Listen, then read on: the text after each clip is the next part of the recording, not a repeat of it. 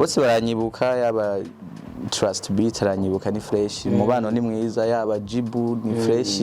turafashanya n'ubundi mbandanya nja kureba yuko ibyo bakora ariko arabikora neza nka muzee wabo yewe aho D1 ngo mugomba gusangira izina ry'indirimbo bimeze gute muri rusange jewe navyo nomenya bro navyo nomenya kubera ko jewe nasohoye coming soon hari mwijoro sinibuka isaha neza ndasohora akantu kanditse ko get ready ndashira ko na title ya song yiwanje yitwa Tessa and haciye umunsi no je nayisoye mwijoro dufate mwijoro nk'ubu haca ijoro rira passing hanyuma D1 nawe acasohora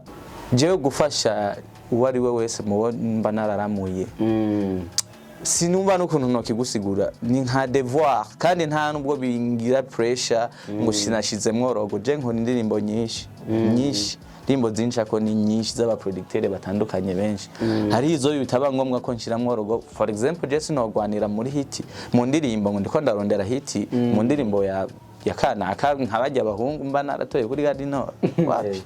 byokunda byo nibyo kunda urumva nca ndabireka kugira ngo yabanza afungwe ko aje naratamiye kwera hariho amakuru nkunda kumva yuko Alvera afise umwana kandi yo bari gwawe nukuri nta mwana afise nta mwana afise kandi je nta mwana afise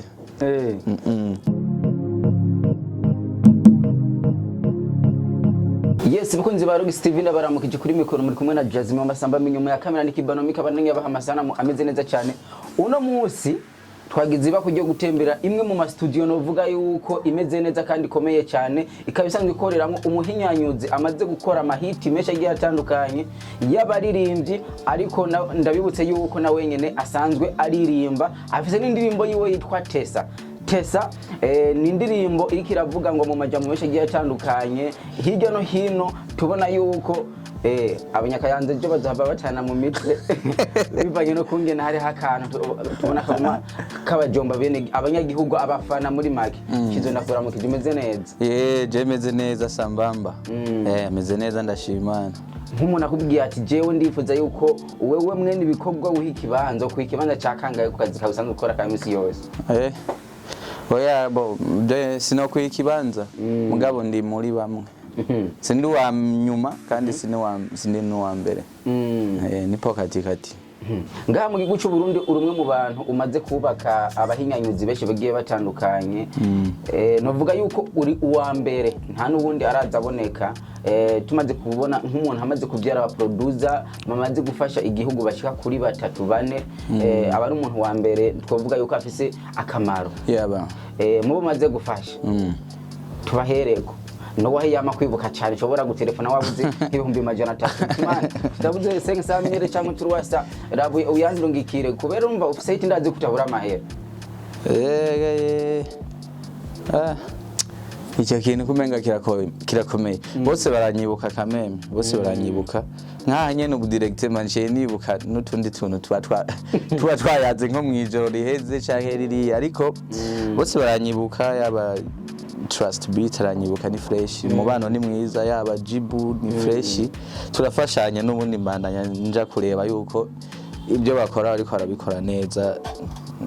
nka muzee wabo yewe uri mu bantu bakunda kugwa mu mitego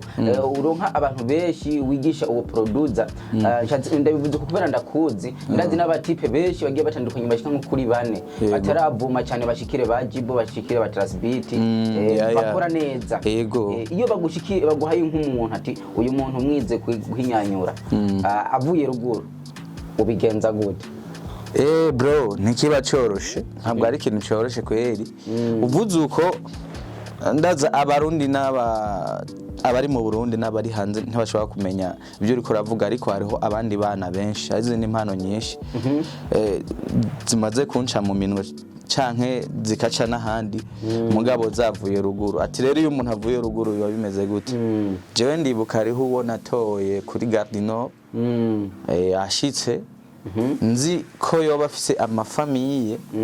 ngahi Bujumbura kumbe nta famiye afise nta na hamwe ho gushikira nta kintu na kimwe afise yari umuntu twiganye Igitega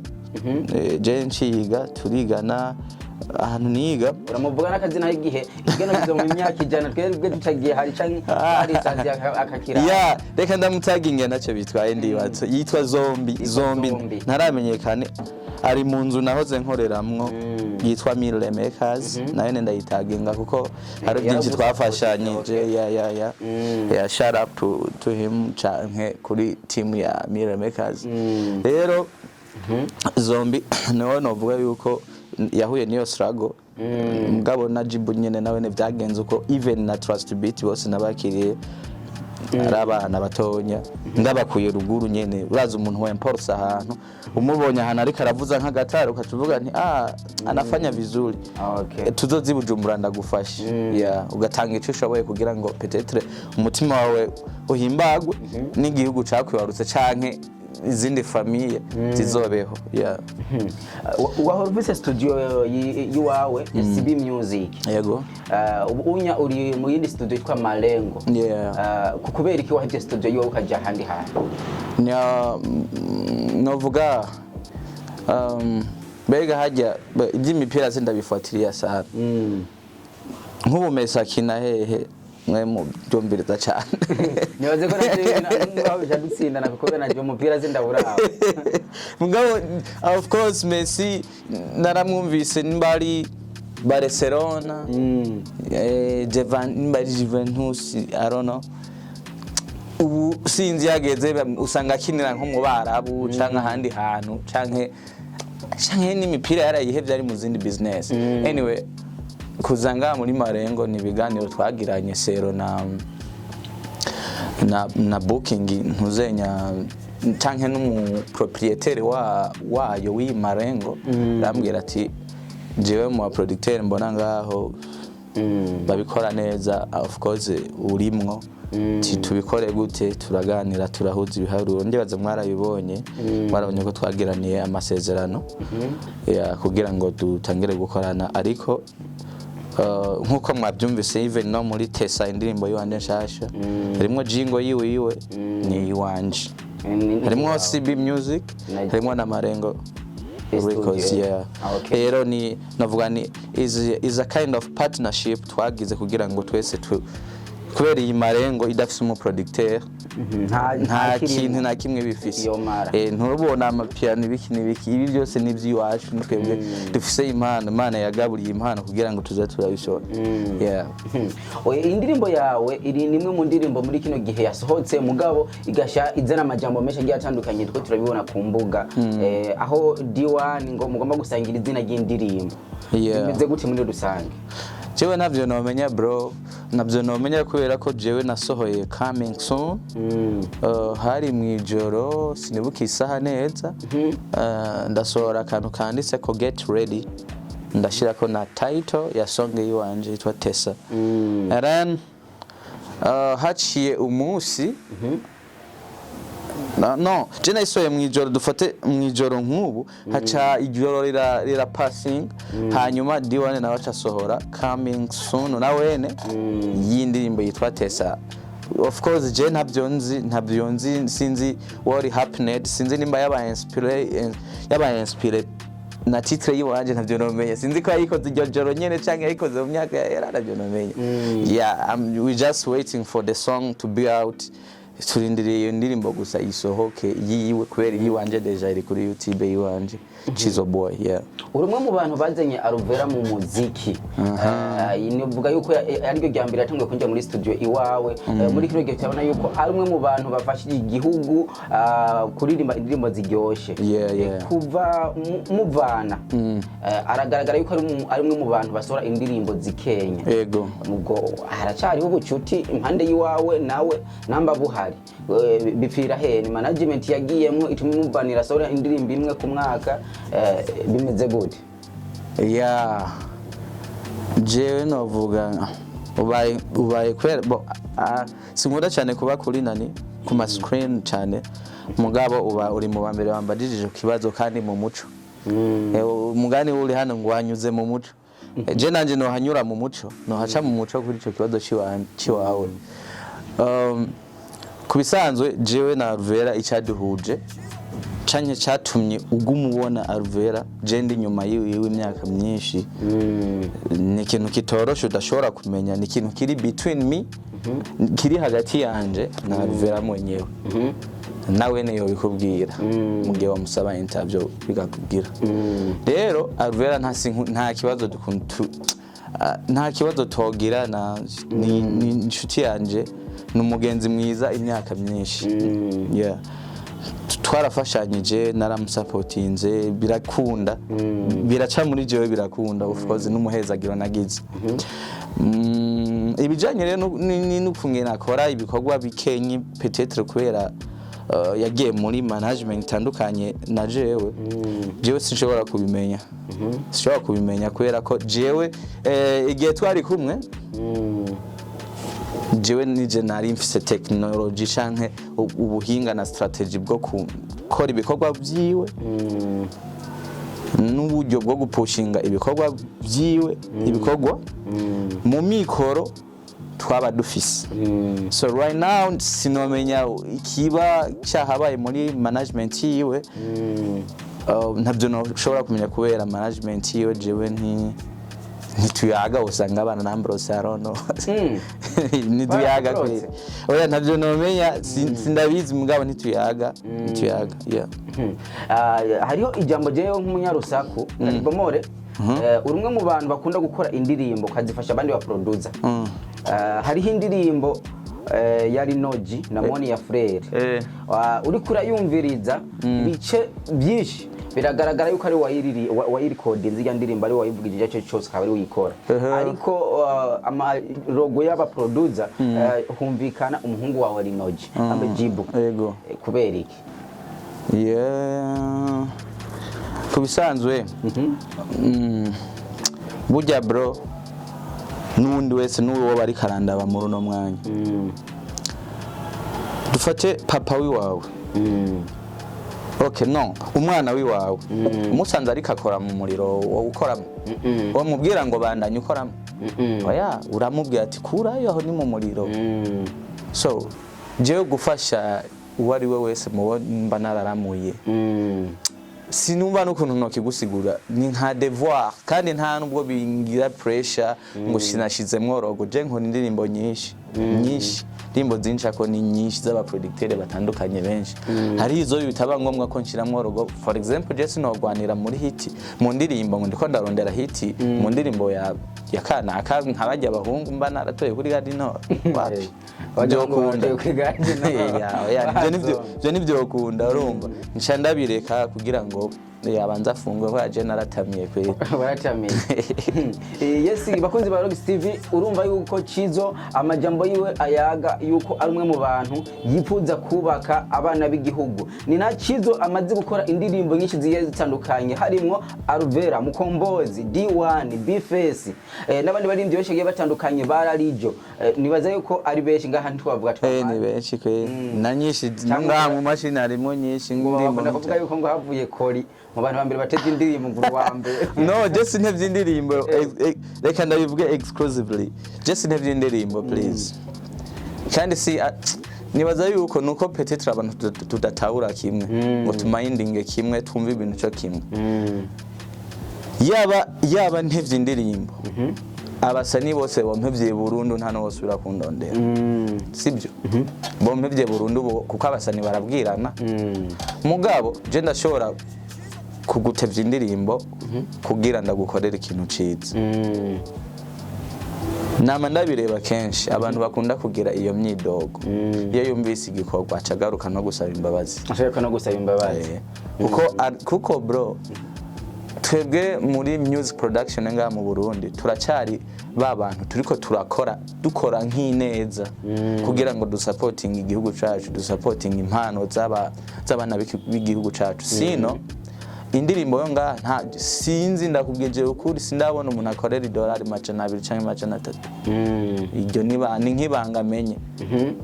udahuye peut-être sinzi nta muntu ndabona ngo $500 okay abandi bageze mu bihumbi 10 by'amadolari 20 na 30 by'amadolari ngatwe ngaha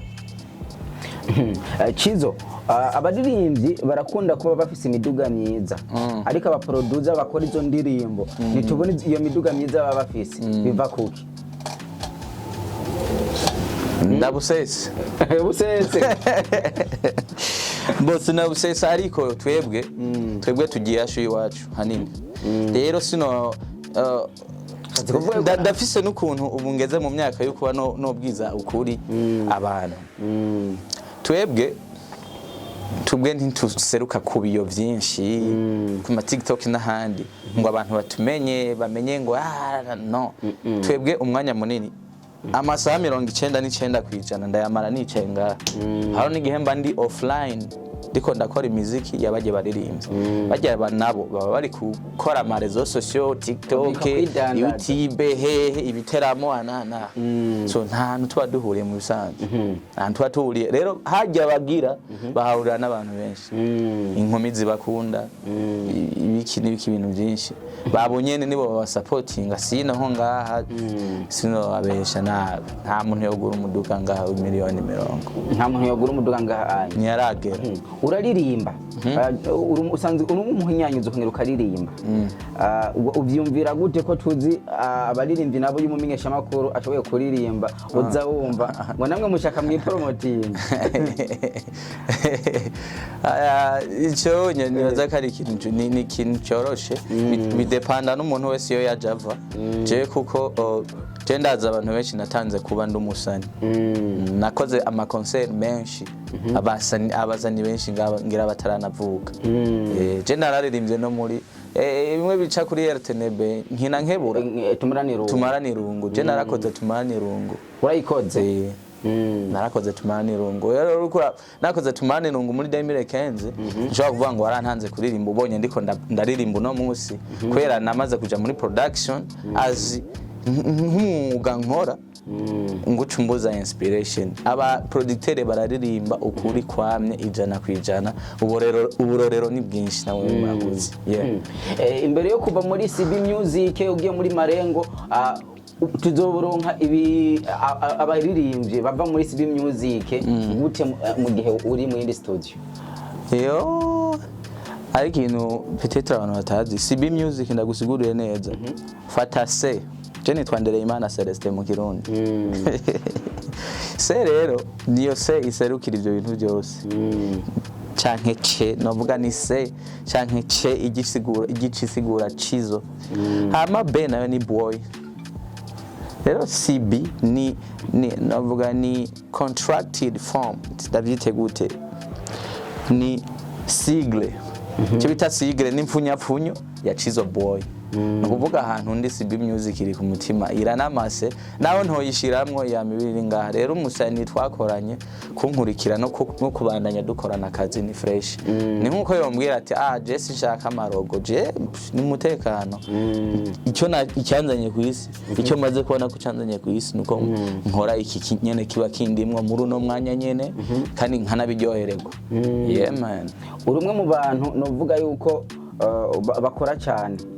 ariko indirimbo nyinshi twumva ziba hit zibanza guci wawe ukarinda kuzikorako ariko wowe ntuboneke ntubona yuko bigupunguriza kuronka abasani bava mu bindi bihugu baje kuguha ya madolari za $300 bikuravuga none bo sorry jewe narigeze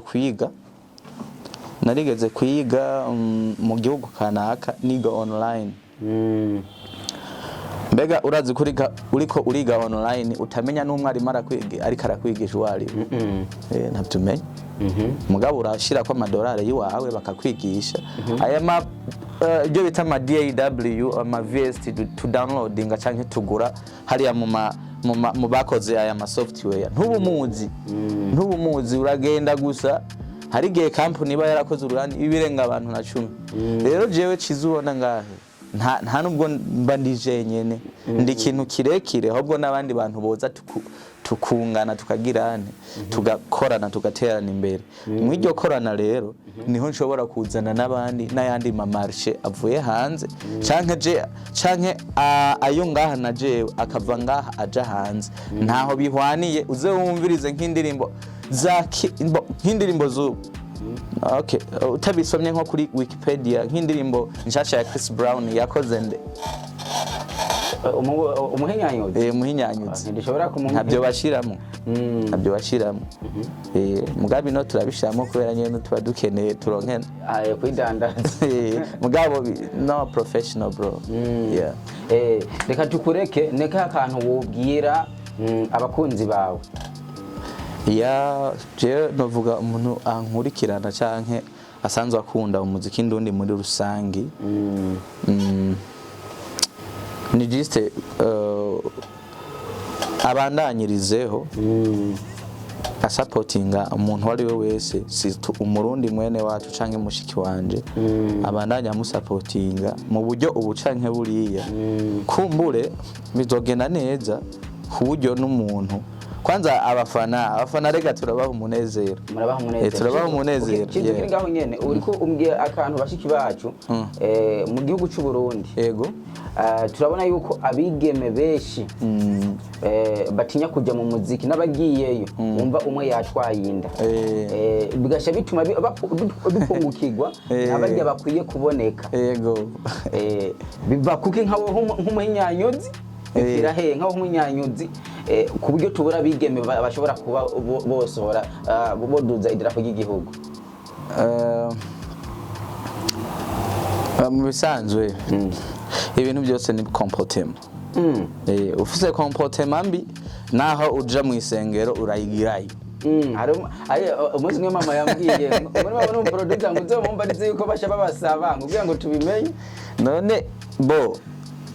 mbe aho tubasaba iki tubasaba iki hajya tubasaba iki abo bigeme imari yagutse akobwa bagendana imari zingahe ikimwe nyene niyituma basha bavuga ati bana yogendera cyumba igira ngiye kwakiza none iyo mari erega umuziki je nibaza yuko ivyo bihuye no kuba umuntu yaje kukubukinga akakubwira toya vipi nshaka nkorera umuziki inoti ni je numva ko bihuye iyo mari naho ndayigusavye ukayimpa bari bwabo ni bwabo umwe je niko no bivuga iyo mari bitanze nahandi bisha bitsigura ko peut-être wamuyitanga hariho amakuru nkunda kumva yuko Aruvera afise umwana kandi yo bari gwawe nukuri nta mwana afise nta mwana afise kandi je nta mwana afise ubwo je nigihuha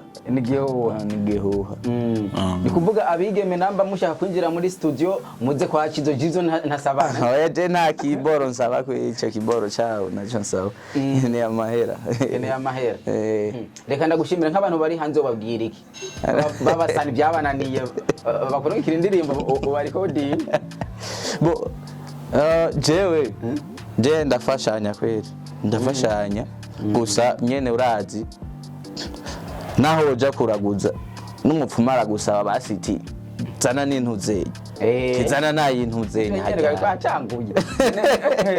urumva rero ntiwo ugiye gusaba burya